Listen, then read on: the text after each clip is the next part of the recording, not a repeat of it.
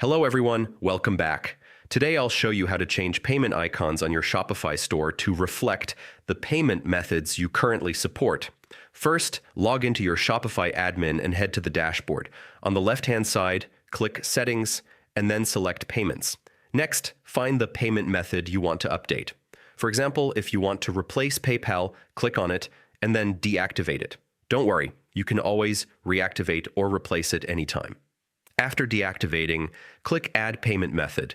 You can browse or search for your preferred provider, and once selected, Shopify will automatically update the payment icons on your store.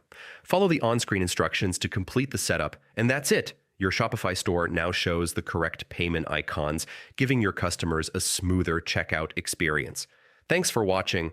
Don't forget to like, subscribe, and hit the notification bell for more Shopify tips. See you in the next video.